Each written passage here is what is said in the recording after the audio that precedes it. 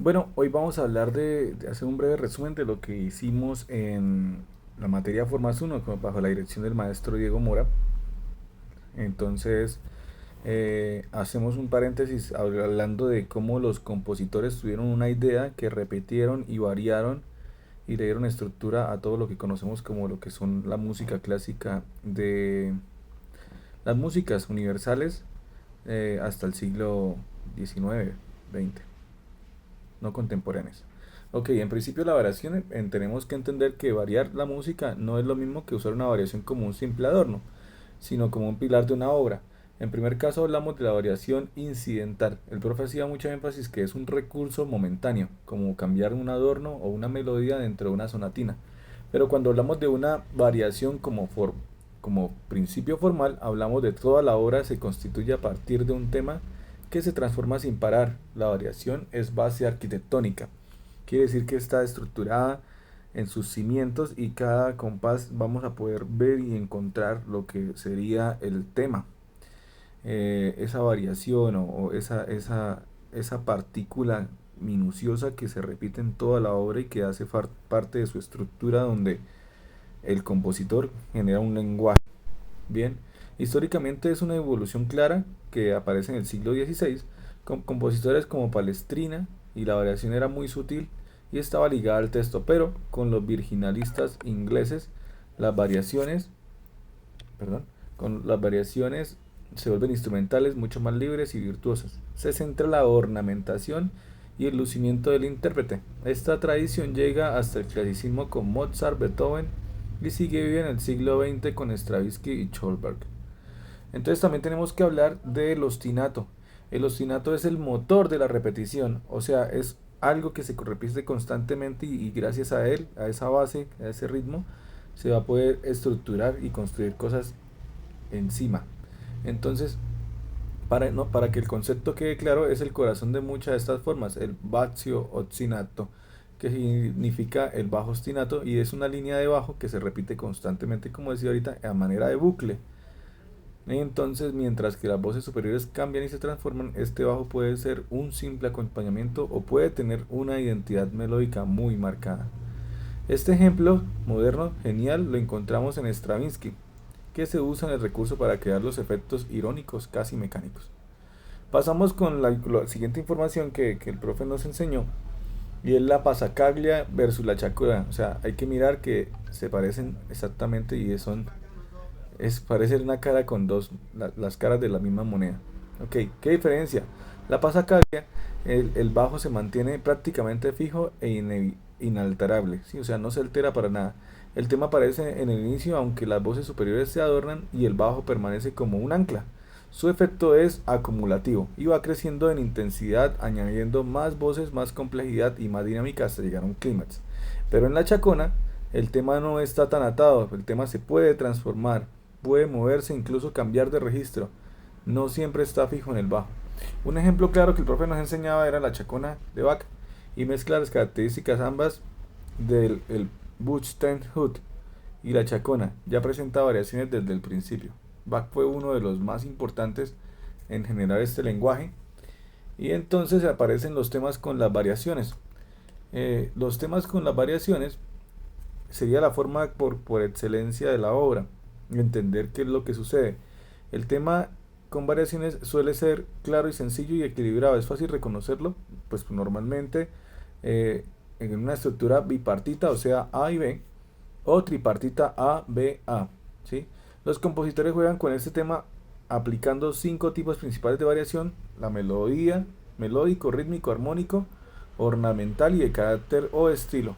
Pero hay una gran diferencia entre la práctica clásica y la moderna. Mozart o Brahms, la melodía original sigue siendo reconocible en cada variación, pero la música moderna, esta referencia puede difuminarse, o sea, que se camufla, incluso desaparecer, o sea, empieza a morir, dando transformación a unas cosas más abstractas. Hablemos también de la suite barroca. Cambiamos de tercio para hablar de la suite barroca, cuya estructura se la debemos a Froberger. La suite es una composición instrumental que agrupa varias danzas y todas entre ellas mismas la tonalidad, su estructura más frecuente, el alemande, el curante, la zarabanda y la giga, aunque a veces se le añade un preludio al inicio. Cada danza, porque esos son danzas, tienen un carácter. Entonces la alemán es una danza de origen alemán que está a cuatro cuartos, 1, 2, 3, 4, moderado que empieza con una anacruza. Ta, tan, tan, tan, tira, tan. Sí, bueno. La curante es ternaria, se puede hacer en tres cuartos, 1, 2, 3, 1, 2, 3, o en tres dos lenta, 1, 2, 3, y tiene un carácter Nobel con un acento muy característico en el segundo tiempo, o sea, un pan, pan, pan. Y la giga que cierra el origen inglés o irlandés con movimientos muy vivos en compases de 6 octavos o 12 octavos. 1, 2, 3, 4, 5, 6. 1, 2, 3, 4. Ajá. Entonces, entendemos que podemos también hablar de la sonata barroca que finalmente se confunde con la suite, pero tiene una diferencia supremamente importante. Mientras la suite se limita a exponer las danzas, la sonata introduce la idea del desarrollo. La sonata busca el camino armónico y comienza siempre en la tónica y modula en la dominante o en su relativo y regresa a la tonalidad principal. Pero, y además, la sonata es una pieza instrumental pura pensada para ser sonada, de ahí su nombre. A diferencia de la cantata que era cantada, en el barroco se divide en dos grandes tipos.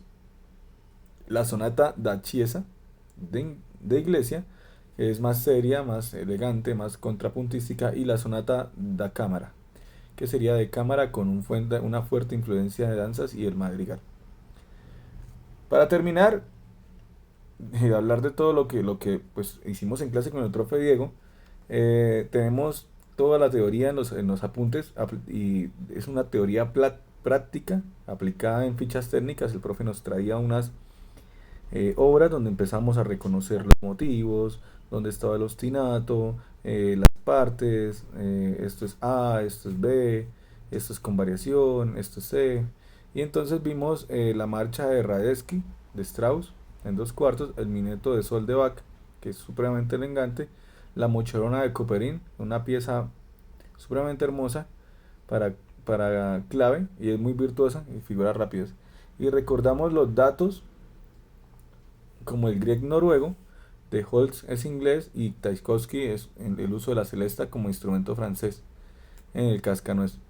Hemos aprendido que la música juega con la memoria y siempre quiere generar. Entonces el profe hablaba de exposición, reexposición y cambio, repitiendo dar una cohesión, variando, mantener siempre al oyente interesado. El bajo ostinato hasta la danza cortesana. Todas esas formas buscan un equilibrio entre el orden y la creatividad. Espero que este video haya sido de su agrado. La experiencia es supremamente maravillosa porque ya puedo entender las obras a grosso modo e identificar los motivos. Podemos hacer un análisis más detallado y también el profe nos explicó y reforzó la parte de armonía.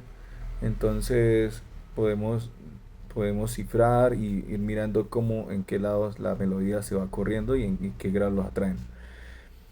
Agradecerle al profe Diego por su infinita bondad y carisma, siempre estuvo muy presente y muy pendiente de que estudiáramos y por eso es digno de esta admiración, ¿no? Es digno de este halago que le hago porque él siempre estuvo muy pendiente, muy puntual, muy conciso con sus temas y nada, aprender de esta manera es supremamente bella porque el proceso va a ser muy, muy, muy genial. O sea, el proceso se siente fácil y queda uno con conceptos para toda la vida.